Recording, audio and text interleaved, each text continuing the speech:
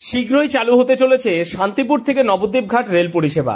কেন্দ্রীয় রেলমন্ত্রী অশ্বিনী বৈষ্ণবের সঙ্গে সাক্ষাৎ করে নবদ্বীপ ঘাট পর্যন্ত নতুন রেলপথ নির্মাণ নিয়ে গুরুত্বপূর্ণ আলোচনা করেন রানাঘাটের সাংসদ জগন্নাথ সরকার। দীর্ঘদিনের সংগ্রাম, নবদ্বীপ ঘাট পর্যন্ত রেল লাইন পৌঁছানোর যে দাবিতে বহুবার এনকোয়ারি আন্দোলন করা হয়েছে।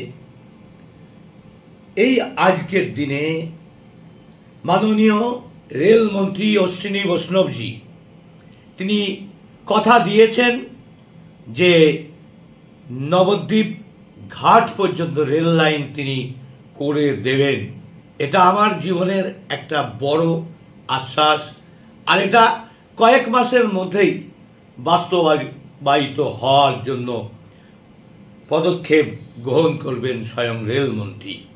তাই অপেক্ষায় রইলাম রাজ্য সরকারের সহযোগিতা, রেলের জায়গা দখলি মুক্ত করার ন্যূনতম কাজটি যদি করে দেন তাহলে অতি সত্বর নবদ্বীপ ঘাট পর্যন্ত রেল লাইন পৌঁছানো সম্ভব। নবদ্বীপ এবং শান্তিপুরবাসীর দীর্ঘদিনের আন্দোলন এই রেলপথ নিয়ে।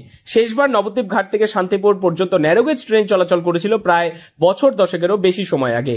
এরপর ন্যারোগেজ লাইন সরিয়ে ব্রডগেজ লাইন পাতা হয়, তবে হঠাৎই বেশ কিছু কারণবশত থমকে যায় রেলের চাকা। একাধিকবার উঠে আসে রেলের জমি দখলদারির অভিযোগ। এরপর বেশ কয়েক বছর টালবাহানার পরে 2 বছর আগে আবারও নতুন করে ব্রডগেজ লাইন পাতা হয় কৃষ্ণনগর থেকে আমঘাটা পর্যন্ত। আমঘাটা স্টেশনটিকে পুনরায় সংস্কার করা হয়। সেবারেও ঘটা করে ব্রডগেজ লাইন পেতে খালি ট্রেন এনে করা হয় পরীক্ষা নিরীক্ষাও। আধিকারিকেরা জানিয়েছিলেন খুব শীঘ্রই এই রেল পরিষেবা চালু হবে, তবে সে গুড়ে বালি।